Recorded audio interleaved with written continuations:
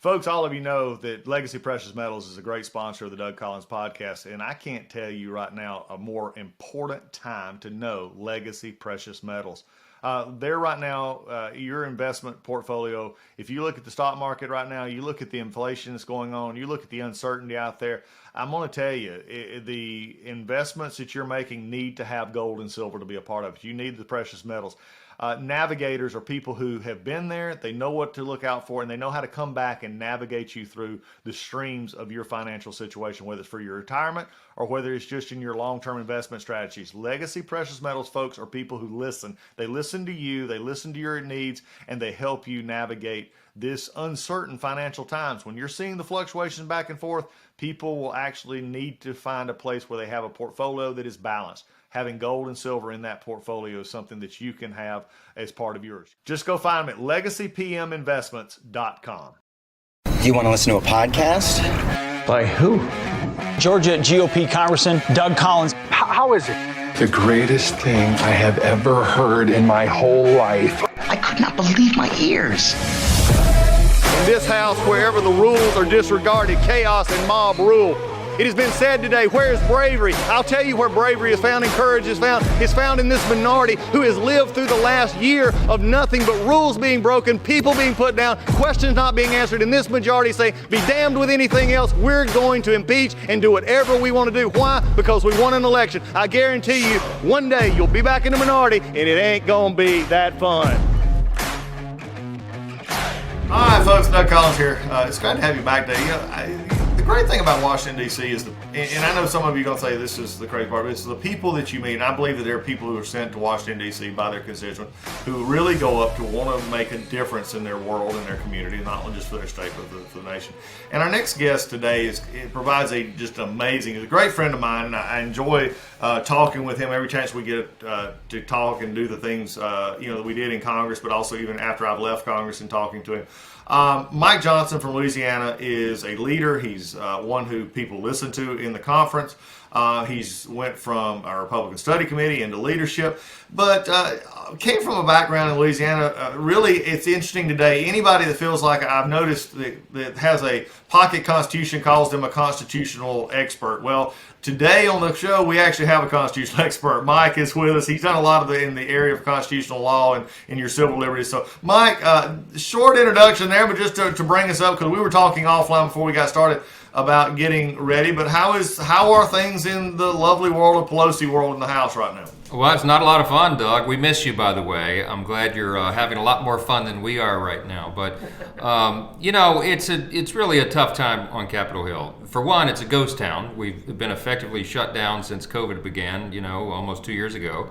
I had a constituent meeting here in my office, Doug, about an hour ago, and it's I think the third time I've actually seen people from my district in person in the House office building since COVID began. And that's because Speaker Pelosi, with her tyrannical, draconian rules, has shut everything down.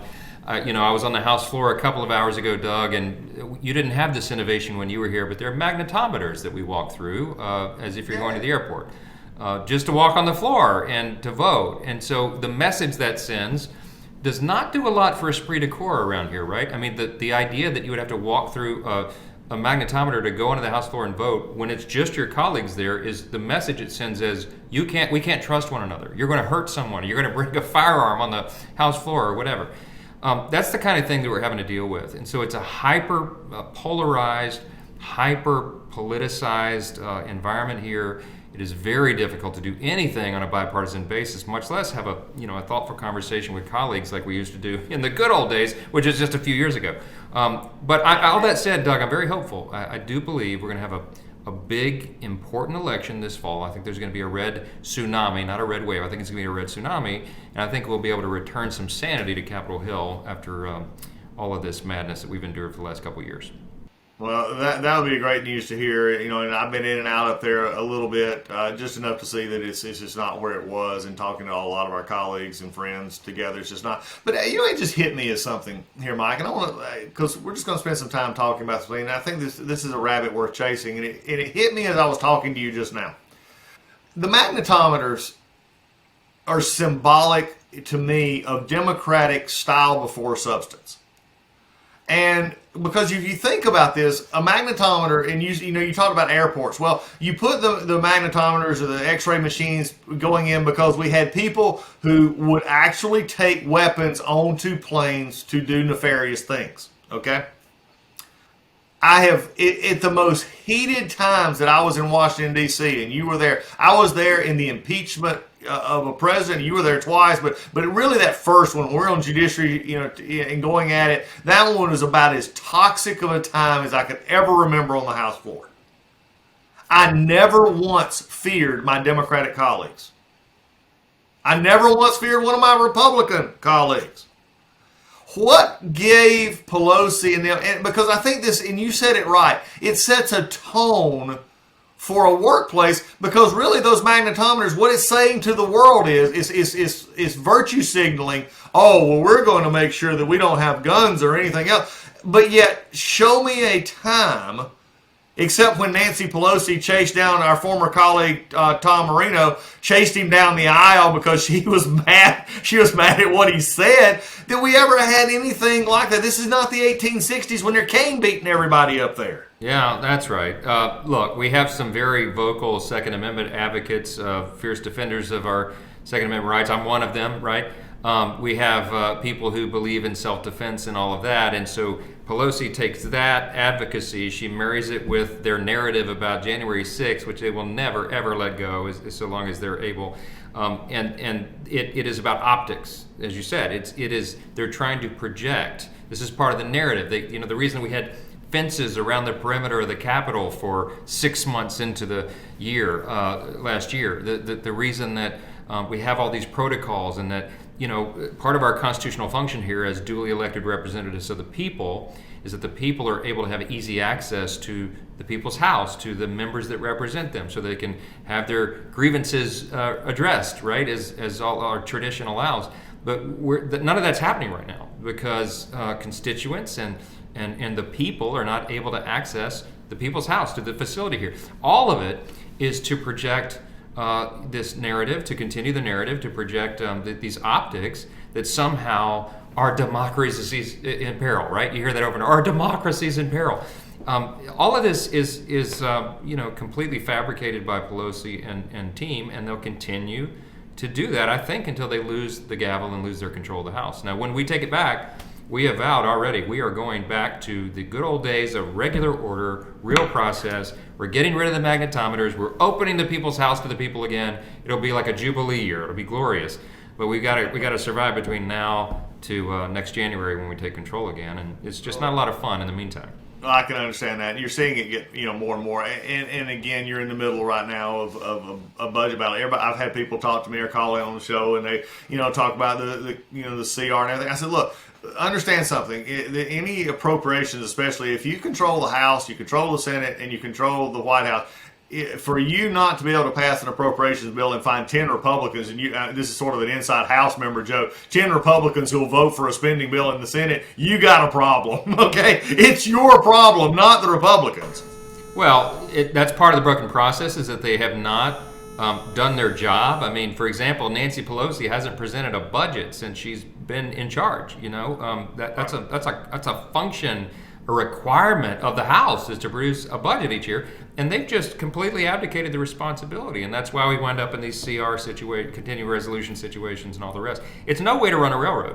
And right now, in particular, Doug, as you know, as well as anybody as a former member, we are putting our military in peril by doing continuing resolutions. They can't appropriately plan. They cannot prepare for armed conflict. We can't compete with Russia and China on hypersonics because we don't have the budget for it, because we're just extending an old budget that did not anticipate the current situation. So it's a dangerous thing, and we're putting the Pentagon and our men and women in uniform that are out serving on the front lines in a literal sense, we're putting them in jeopardy because the politics are getting in the way of it. And it is a shame, and I cannot wait until we can bring order back to this House.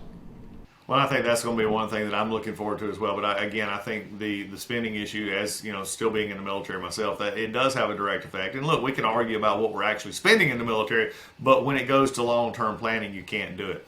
Mike, one of the things, and I've talked about this before on the show, and is a lot of people know us because they see us on when we're in the membership or doing things, they see us on TV, they see us on, maybe a clip here and there. They don't really know what we bring. And I think what I've tried to do a little bit with this podcast, especially with my members and friends that are coming on, is, you didn't just all of a sudden, birth, high school, college, come to Congress. Okay, now we're starting to see some people that are doing that, and I think it's can be problematic a little bit in that way. But you had an interesting career. What I'd like for you to do just for a few minutes, tell us about your background, where you came from, school, and then let's start talking a little bit about what you were doing before you came to Congress, because it's really important to know the expertise, I think, that you bring to some of these issues of, we're going to talk about later, whether it be choice, it be abortion, whether it be gun rights, whether it be, the issues of the day from a constitutional perspective of where we're going. So give the listener a little bit of taste of Mike Johnson. Yeah, thanks. This is an unlikely path for me to get to Congress. I'm the oldest of 4 children. My father was a firefighter in Shreveport, Louisiana, my hometown where I was born, in northwest Louisiana, top of the boot, as we say, Louisiana shaped like a boot. My mom was a stay-at-home mother. One of the reasons I'm so adamantly pro-life, Doug, is that I was the product of teen pregnancy. My parents are boyfriend, girlfriend from 7th grade, and I was conceived their junior year in high school. And so thankfully they were raised, they had both had Catholic backgrounds, and they knew that abortion wasn't right, and so they dropped out, got married, had me, started a family. And so wound up becoming the first college graduate in my family. My father was a hero. He became ultimately an assistant fire chief in our city, and in 1984, when I was 12 years of age, he was blown up in an explosion. He got burned 80% of his body, 3rd-degree burns in a terrible fire, and he was permanently disabled after that point. I wanted to be a firefighter. That was myself and my younger brothers. We all wanted to be firemen because we grew up around the training academy, and to us that was the end-all be-all, and it still is in my mind. But when Dad got hurt in the explosion, they steered us a different direction, wouldn't let us go that route. So I went to school, graduated from LSU. I was just drinking. I just noticed I have the cup there for the imagery. The podcast folks. Well, and notice behind me though, I do have the G. Yes. Don't make me get my national championship LSU helmet over here. Congratulations, by the way, is well earned. But as long as Alabama didn't win, Doug, that's all we care about. But so I went to LSU, and then from the time I was a little guy, people said, "Oh, you should be a lawyer one day." And I wound up going to law school at LSU. I didn't even know a lawyer, and I did not know an attorney when I enrolled in law school. And God just intervened in our lives along the way. I married Kelly, my bride. I met her literally 2 weeks before I graduated from law school. She missed all the misery of that period. And we started a family, and in a very, very long story short, I was just in private practice for a very short time, and I wound up representing a young lady in an abortion malpractice case because she was maimed by a clinic in Baton Rouge where we were living and working. Terrible situation. The case became a high-profile national case. It led to my ability to help steer and draft for our state legislature some abortion clinic regulations, laws that were terribly needed. They became a model for the rest of the country. I came up on the radar of a group called the Alliance Defense Fund. Now it's called Alliance Defending Freedom, and ultimately became a staff attorney for them, one of the early ones, and that became the largest alliance of Christian attorneys in the country. And so I did that. I was a religious liberty defense lawyer most of my career. I defended sanctity of life cases in the courts and religious freedom, and it was a great background to dig in, defend the Constitution on a daily basis, battle the radical left and the ACLU and the radical abortion groups and radical pornographers and all that kind of stuff in the courts. It was a lot of fun and very, very important work, in the culture war, so to speak. And then I'm giving you a very short version is then, so I was, we moved back from South Louisiana. We were living in Baton Rouge. We moved back home to Northwest Louisiana, and I was not there. I was under 6 months, and the neighborhood where we moved in, the fellow who was a state representative decided he was going to run for judge, and they called me and said, "Mike Johnson, you need to run for the State House." And I said, "Well, I'm kind of doing this law practice thing. I don't know." "Well, it's a part-time thing. You can do it." Okay. So I ran, got elected, did that for about 2 years, and then my congressman called and said, "Mike, I'm going to run for Senate, and I think you need to run for Congress." This was in early 2016. And I said, well, we'll pray about it, and we did, and ran, and so we got here. So I came in, Doug, as you know, I was a freshman. I came in under you, and you were the a leader and the chair, ultimately, of our Judiciary Committee where I served, and got to use my nerdy constitutional law skills there. But I came in with Donald Trump in the 116th or 115th Congress in 2017, January 2017, and it has been a wild ride ever since. It definitely has been that. Let's go back for a little bit, because I think people forget the battles that we have fought, because now we're on the verge of, at minimum, a very much drawing back of the Roe v. Wade bad, awful decision from the 70s.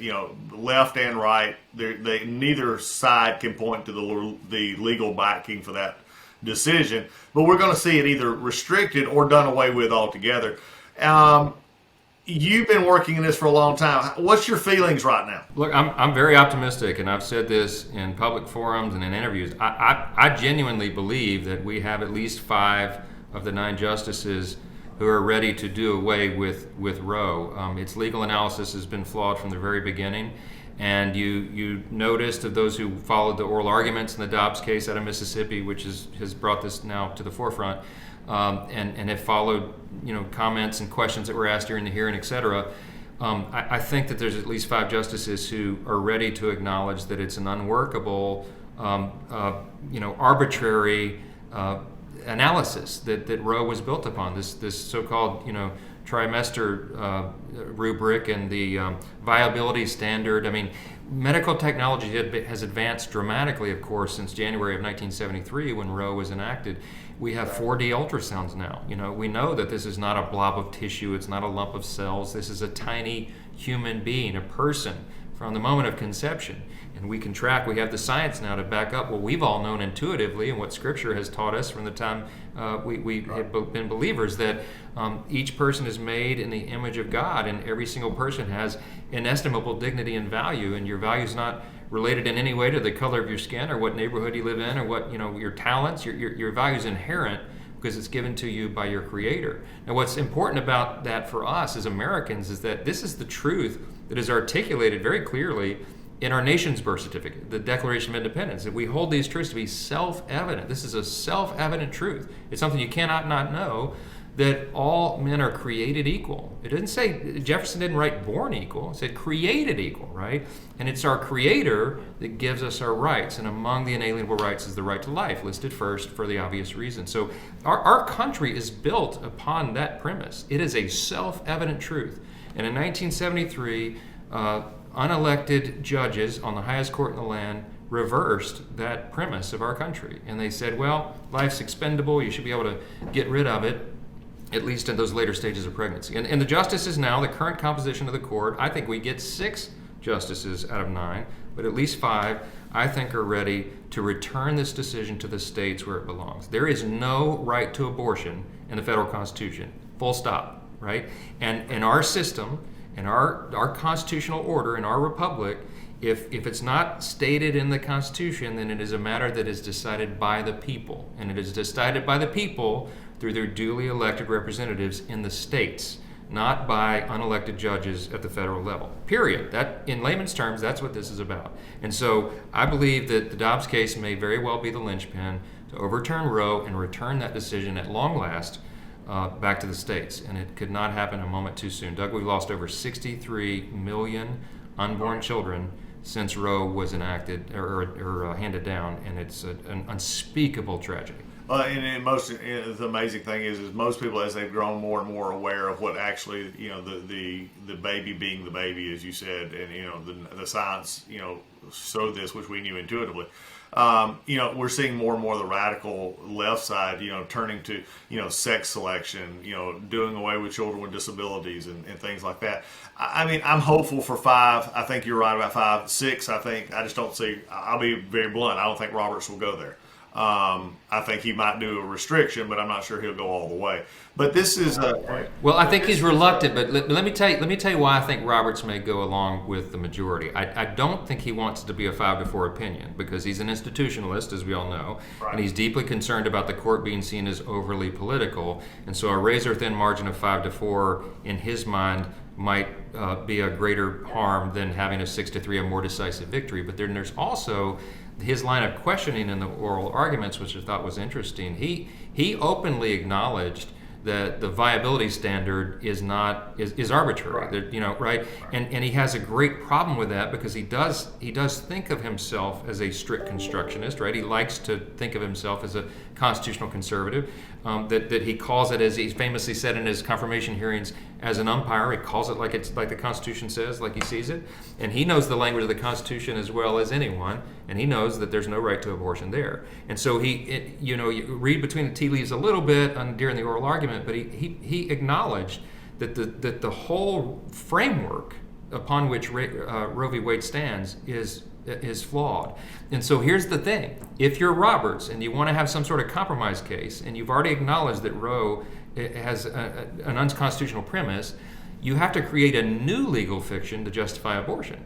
If it's not a viability standard, if it's not 22 weeks, what are you going to say? You're going to go along with Mississippi and say, okay, well, after 15 weeks you can proscribe it. So then, pick a number, right? I mean, that's effectively what Chief Justice Roberts would have to do to object to not side with the majority here. And I think it's an intellectual stretch and a moral stretch, obviously, that I think he is very reluctant to take. So we'll see. Yeah, it's going to be interesting. I want to continue down this path for a minute because it's your background, it's my passion as well as far as dealing with this issue. And you and I have fought vehemently against the abortion expansionists in Congress. But don't you think it is a beautiful...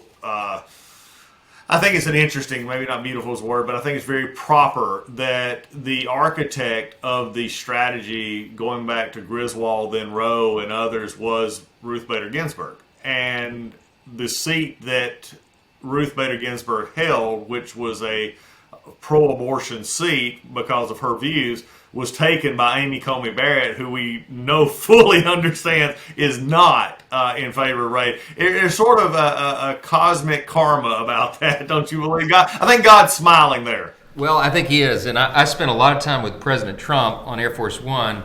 During his term, he went to Louisiana 9 times as sitting president. I think I went on most or all of the trips, but a lot of the conversations I had with the president was about the Supreme Court, because as a former constitutional law litigator, I understand the greatest, longest lasting legacy of any president is who that individual puts on the Supreme Court, because they sit for life, right? All their federal judges' appointments, but particularly the Supreme Court. And he had already had Gorsuch and Kavanaugh, but we anticipated, because Ruth Bader Ginsburg was in frail health, that there was a chance that there might be another opening before the end of his first term. And so each time that we were with him, I would try to pivot back to that point, and I would always bring up Amy Coney Barrett, because I've known Amy since we grew up together in Louisiana. I've known her since high school. She's from the New Orleans area, Metairie, down South Louisiana. I'm from Shreveport, North Louisiana. But we would meet up at these nerd student leadership camps, around the state, and we became fast friends. And so when she was on the short list, I was very excited, because I've known her, we turned 50 this year. I've known her for almost a half century, 40 years or more, and I've known that she has always been intellectually consistent. She's always been a person of deep moral character, genuine faith in God, and very settled principles. She was a law clerk to Justice Scalia, and as I told President Trump, she'll be the female Scalia, sir. So when she finally did get the nomination, we were overjoyed. And I assured my colleagues that she, certainly on the issue of life, that she will be a tried and true conservative. And I told the president at one point, I said, how poetic would it be to replace Justice Ginsburg, the old icon of radical leftist and feminist movement and all that, with a young conservative female jurist who could sit on the court, potentially for 4 or 5 decades, because we're young, right? And he liked the idea, and I think she's going to be an exceptional jurist. She's going to have a fantastic career. If it's God's will, she'll stay there until the Lord returns. And I think this could be a big one for her. I think if Amy Coney Barrett, I have not spoken with her about this because I don't want to, we don't want to get compromised and all that. We're very careful about conversations, but I would say that if she was given the opportunity to write this opinion, I think she would relish that, and she would write it from a strict constructionist originalist perspective, and that would mean on its face that Roe must be overturned and the decision returned to the individual states. I think Amy would proudly write that opinion. Well, let's get this, because I want to cover a little bit. And I know we got as we can, our time is a little bit shorter, but let's examine this, because I have a lot of folks and friends, as you do as well, in the pro-life community, praying for Roe v. Wade to be gone and saying, "Oh, abortion will be gone." That's not true. And I think this is something that I want, and I'll let you explain it as well, because you've said it a couple of times. It goes back to the states. So Mike, for the pro-life community out there who says as soon as who've been sort of sold on this, Roe v. Wade goes away, then abortion's banned in the country. No, it's not. And explain that process for what you would envision. I'll let you do it because we've talked about it, but I want you to say, what is the next fight, if you would, in this battle? Yeah, the battle's not over. The battle line shifts. It goes to the more local state level. And the reason for that is that if Roe v. Wade is overturned, we revert back to what the law was prior to January 22nd of 1973. And that is that the states, as the incubators of democracy in our republic. So Louisiana, I think, is one of about a dozen states who have a trigger law of that kind already decided. And so when Roe v. Wade is overturned, you'll have a number of states, a little over a dozen, that will be abortion-free jurisdictions. On the other hand, you have an equal number of states or more. There may be as many as 20 or so states. I've got to go and check. I've been meaning to do this, but there's probably almost 24 states that will go completely the other direction. The blue states like California, New Jersey, New York, kind of the places you can anticipate, but they will be full abortion on demand states. And some of them will allow for abortion, late-term abortion, all the way up to the moment of birth. So you're going to have a deep division in the country.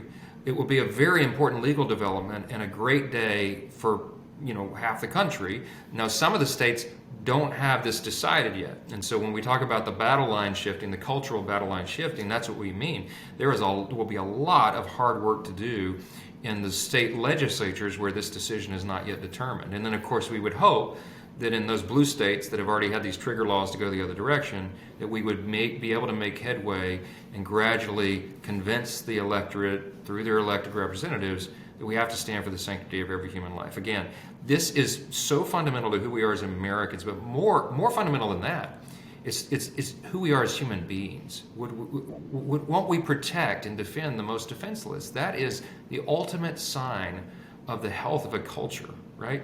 And the stability of a culture. And we're one of the only nations in the world that allows for abortions as we have. I mean, we're with barbaric nations like China and North Korea. This is not who we are as a people, and we've got to get back to that. Obviously, I believe God will bless it when we get our moral house in order. And that's an interesting point. And you said something here that I want to chase this, because one of the things I've always enjoyed, Mike, about talking with you is we can take topics and we can expound on them.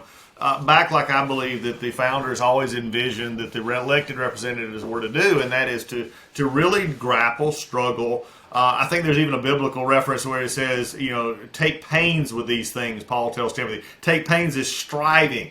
And I think we've missed the striving in Congress now. I don't think we like to dig on these. And you made a comment just now, though, that I think is really interesting, that you would have the division, in which we knew you have the blue and the red, and you got the mixed states. Do you feel like, and this is more of an interesting question from not only from a political, ideological point of view, that the pandemic has caused a deepering of the divisions that are based in ideological roots, the fear of the left with the pandemic and everything going on, and that, how much does something like that concern you with what you're seeing in Congress right now from members who are openly spouting that we just don't like the other side? Yeah. I was just explaining this. We had a breakfast this morning with someone you probably know well, Os Guinness, the great Os Guinness, who's a great Christian apologist and author. And he was here for Faith and Law. We have these quarterly breakfasts you used to attend, I know, but he was here for the one this morning. And we were talking about this very issue and about the deep division that exists on Capitol Hill. And this, of course, is a microcosm of the whole country. As we say all the time, politics is downstream from culture, and so what's happening here is a symptom of what's happening around the country. The coronavirus shutdowns and all the chaos that came out of that did not help it. But this is something that really has developed and declined pretty rapidly over the last several years. There are probably lots of factors and reasons behind that. But as I was summarizing this for the group this morning, just at breakfast this morning, when I came in as a freshman in 2017, we began the Honor and Civility Caucus. And, Doug, you were always a great model when you were on Capitol Hill about we stand with great conviction and clarity, and we're unshakable in our core principles. But we don't hate people on the other side. That's not who we are. As believers, as Christians, you're supposed to love your neighbor as yourself. And your colleague certainly is a fellow American. They're not your enemy, right? Nancy Pelosi is not my enemy. I don't agree with anything she does. I think her agenda is crazy, right? And I will beat those ideas into the ground every day. But it's not, our battle's not against flesh and blood, as Scripture says, right?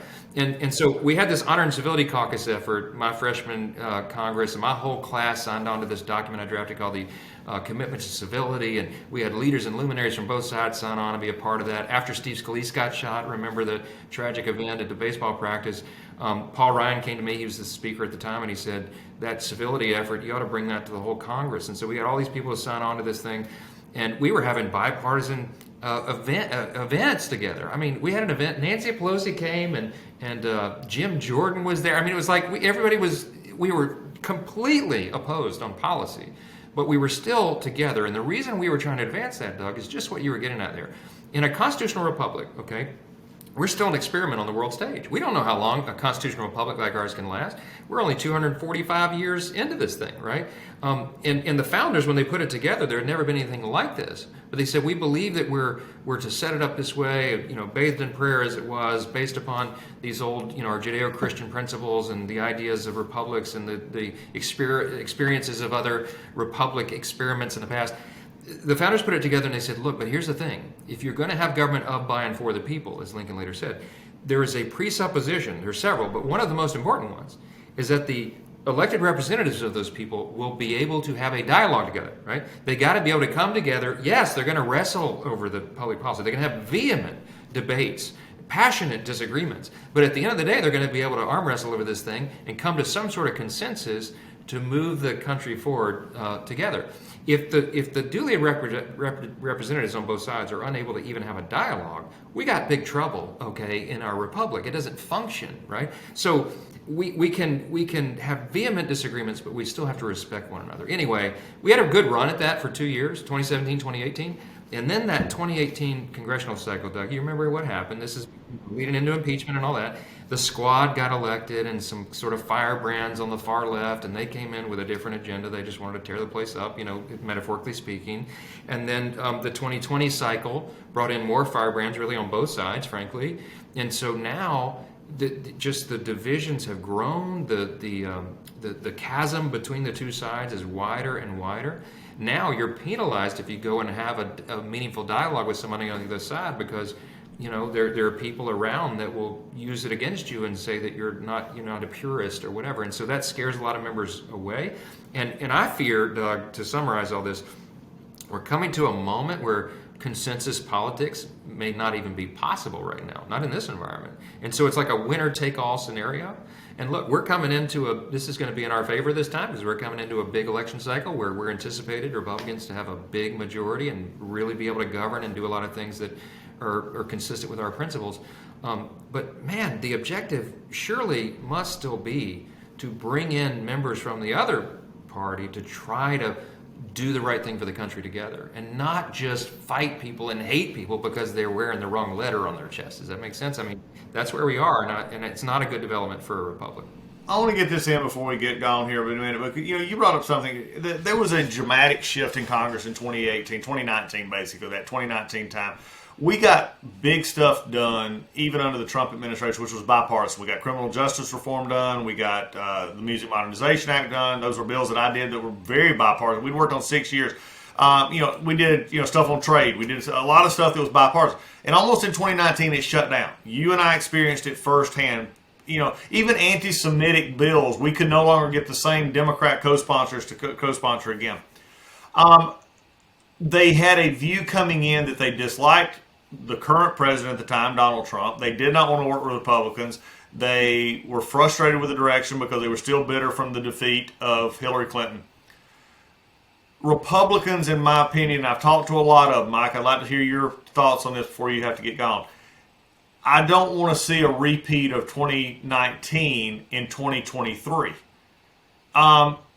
Is there enough conversations going on right now that when we'll have the oversight of the Obama-Biden administration, because it's the third term of Obama, but oversight of Afghanistan, things that we're not seeing now, but yet have an agenda that, as you said, has some bipartisan take to it? Yeah, look, there is a lot of oversight to do, and we're going to be very focused and principled in that approach, but we owe the American people some accountability for some of the atrocities that have taken place here, okay? But at the same time, we have to advance a very deliberate, important, positive agenda for the country because there are so many things that we must fix on an urgent basis, right? And so we got to be able to do both. And so I think that we can. I think the balance will be right. But we're developing the playbook, the agenda right now that we will run to.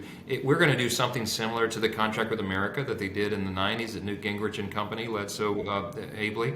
We're kind of taking the blueprint for that, and at least the method that they use to do it. We'll have first 100 days agenda of that Congress. We're in the majority, and then we're going to deliver for the American people. But there's a mindset in some sectors that we just need to steamroll the other side, leave them in the wake, because frankly, Doug, that's what they've been doing here in recent days. They don't even consult us. We don't have the ability to participate in the development of legislation. There's no regular process, no amendment process. It's a joke. And that hurts the cause. It hurts the American people. It hurts the country. And so while we are proceeding courageously with our conservative agenda, the purpose will not be to just beat up the other side, even though that's what some people want us to do. What we're going to try to do is forge consensus for the people. I will defend our conservative principles all day long, every day, and on Sunday as well, because I know that our principles are right. They're what's best for the country. They're what's best for us collectively as individuals, for everybody. And that was the record of the Trump administration for all of the unorthodox things that happened, right? No one can refute the objective truth of what we accomplished in that 4 years, particularly in that first 2 years when we had the Republican majority in both houses, because we implemented the conservative policies and the core principles that we all believe in, and it did well for the country and everyone. All boats rose. We've got to get back to that, and I look forward to being a happy warrior, as Reagan used to say, and presenting that message. Reagan said in his farewell address, Doug, he said, they call me the great communicator. I really wasn't. He said, I was just communicating great things. And they're the same great things that have guided our nation since its founding. That's my paraphrase of Reagan's famous farewell admonition to us, and it echoes down even today. Well, one of the things that I like to do on this podcast as well, and is I think what you're saying, it fits very well. We've got to be passionate about who we believe. I believe conservatives, we've seemingly taken the back seat many times. We have that message, that great thing, that positive message, but we fail to communicate it to people because sometimes we stay up here, that we're, the old saying, we're so heavenly minded, we're no earthly good. And conservatives this year have got to really get back. I think we saw it in Virginia. We saw it in New Jersey, even although we didn't win every seat. We saw that people are begging to be heard more than anything. And say, because this is dividing. If you could see into the future a little bit, things like that deal with conservative and constitutional kind of issues, are we going to find some consensus that begins to bring us back together? Is it going to be on these, overreaching of mandates? Is it going to be on bureaucracy? Is it going to be on computer and tech, the big tech issues? Where do you see, just, briefly, where do you see the next bigger breakthroughs coming that we can get back to a government that can actually pass something larger than a spending bill? Yeah, it's a great question. I do think that because the left went so far, they went too far, right, that the pendulum does now begin to swing back a little bit. Now, some of the crazy avowed progressives, they're never going to come back into the fold. They're working on a totally different anti-American kind of platform and agenda. We're never going to get them back. But the American people, the polling shows that people saw the results of all that leftist ideology, that pre-socialism kind of agenda, and they don't like it, right? And so we have an opportunity to be able to speak truth into that vacuum and to explain explain to everyone why our principles are what's best. They're American principles. That's what's guided us since the founding. That's what it's going to bring us back to our greatness again. And I think that gives us an opportunity. The strength of our ideas gives us an opportunity to build a new kind of consensus. Now the question is, what will we use that consensus for? You know, I left just a couple hours ago. We had a task force meeting within the House Republican Conference, the House Republicans task force on the big tech problem, right? I mean, this is a bipartisan concern. I mean, Republicans and Democrats are concerned about big tech and their oligopolies that are running it, and they're censoring private speech and viewpoint discrimination, all that kind of stuff. It begs for a solution. It's an unprecedented issue, and it must have buy-in from both sides to be able to fix it correctly. And so we're going to work on that. I mean, in our blessed Judiciary Committee, Doug, that you left us to go on to a better life, right? Just like you did with the music modernization, just like you were able to do with criminal justice reform, we got to tackle this big new problem, big tech, and the crisis it's created in the culture. But it will be, the only way we'll do that successfully, I think, is if we involve people on both sides. And there are thoughtful members on both sides, and I look forward to that dialogue. Well, I think we're also going to be very careful that there's no easy solution to big tech, and I think that's the concern, that we don't want to abandon our free market principles at the same point. And I've been very concerned of, this saying big is bad, and we stop there. No, there's a lot of things you got to look at, Mike. This is I think we're at an important time. I'm glad to have you there. I know that you're in Washington today. We're talking. You got votes coming up. We'll do this again at another time, because I want to dig into it. Take 4 or 5 issues that we've been dealing with and dig a little bit further. But I think people will get an idea that there is hope in D.C. right now. It's a lot of dysfunction, but we're going to have to find the principles to put us back together. Thanks for fighting that fight. Your civility, honor, those are key, because if we don't have that, what do we have? And that applies to Republicans and Democrats. We got to stand for who we are and not back down, but have a smile on our face and say, look, I disagree with you, but as you said earlier, you're not the enemy. Your ideas are wrong, and we're going to fight about those ideas. I hope that's where we can go to, Mike. Absolutely. Never give up on America. I'm very bullish on the future of our country. We're the last best hope of man on the earth, as Reagan also said. So we better fix this, Doug. There's no other alternative. So I agree. Thanks Mike, for what you're doing, please give your best. We missed you. Everybody needs to know we missed Doug Collins on Capitol Hill, but I'm still. Well, we missed you guys as well. Please give your best to family and tell everybody I said hello. Okay? We'll do it, brother. Same to you. Talk to you later. Folks, I don't know about you, but I cannot stand a towel that simply moves water around me after my shower. I like a towel that grabs you, takes the water, gets it off of you, and does what a towel's supposed to do: dry you off. I've had so many towels I bought over time. Some are expensive, some were cheap, but again, when they just sort of move the water around, I could just stay in the shower and stayed wet. I need a towel that gets me dry. That's where our friends at MyPillow come in. They have towels, and you're not going to believe the bargain that they have right now. Mike and the folks at MyPillow have offered a 6-piece towel set. That's 2 bath towels, 2 hand towels, and 2 washcloths, regularly $109.99 for $39.99. All you got to do is have code word Collins. You can go to mypillow.com, or you can call them at 1-800-986-3994. If you want towels that actually do what they're supposed to do, dry you off. That's what we do here on the Doug Collins podcast. We talk about real answers and real solutions for a complicated world. Well, sometimes you may not think that getting water off of you is a complicated process, but undoubtedly it is for some towel companies. It's not for the folks at MyPillow who actually have a towel, the MyTowel, which is a great investment for you. And right now you can get it on sale regularly $109.99 for only $39.99. And that is with code word Collins. Also, anything else that you want to go on there, you can still got the slippers, you still got the MyPillows, you still got everything that is on that wonderful website. You want to go check it out. Use code name Collins and get your discounts. Folks at MyPillow are waiting on you right now.